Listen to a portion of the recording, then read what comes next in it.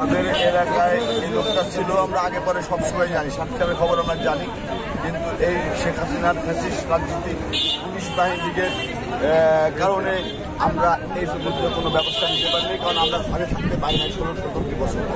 এখন আমাদের সেই সময় নেই, আমরা এখন রাজপথে নেমেছি জনতাকে নিয়ে, আমরা এখন এই অত্যাচার অন্যায় খুনের বিচার চাই। হ্যাঁ, আমরা আমাদের সিনিয়র নেতৃবৃন্দ নিয়ে বসে আমরা সিদ্ধান্ত নেব, অবশ্যই তার বিরুদ্ধে মামলা হবে।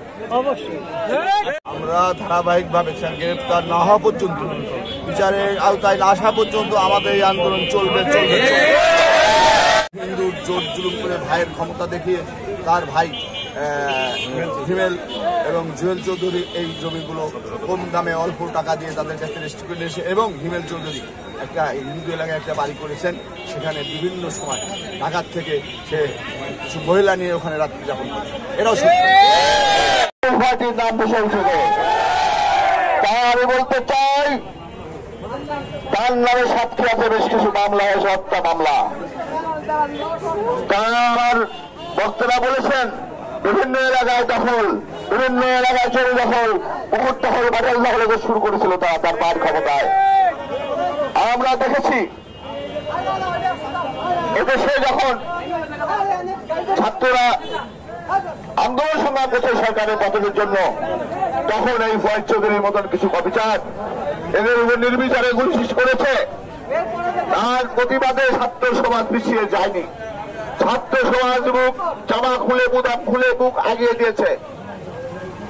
তাই 2014-15 সালে বালিয়াকান্দির এক খুনি এসপি, তদানীন্তন 14 সালের এসপি সাতক্ষীরাতে ছিল, তার নাম চৌধুরী মঞ্জুরুল কবির হোয়াইট। এই চৌধুরী মঞ্জুরুল কবির হোয়াইট সে সাতক্ষীরা জেলার এসপির দায়িত্ব নিয়ে গোটা জেলায় তার 2.5 বছর 3 বছরে বিএনপি জামাত সহ সাধারণ মানুষ এবং আলেম ওলামাদের কাছ থেকে লক্ষ লক্ষ কোটি কোটি টাকা ইনকাম করে সে হত্যা করে, কারো চিংড়ির ঘেরের মধ্যে ফেলেছে, কারো রাতের অন্ধকারে হত্যা করে বাগানের মধ্যে, জঙ্গলের মধ্যে, নদীর মধ্যে ফেলে দিয়েছে। আমরা সেই কুখ্যাত খুনির ফয়েজ চৌধুরীর ফাঁসির দাবিতে, আপনারা জানেন যে গতকালকে সাতক্ষীরা জেলায় প্রায় 8টা হত্যা মামলা হয়েছে, তার বিরুদ্ধে আজকেও প্রায় 7-8টা মামলা হয়েছে, আগামীকালকেও হবে। সারা বাংলাদেশেই তার বিরুদ্ধে মিছিল এবং তার শাস্তির দাবিতে, তার ফাঁসির দাবিতে মিছিল, মিটিং, সমাবেশ চলছে। আমরাও ঠিক এখানে তার ফাঁসির দাবিতে মিটিং, মিছিল চালাচ্ছি।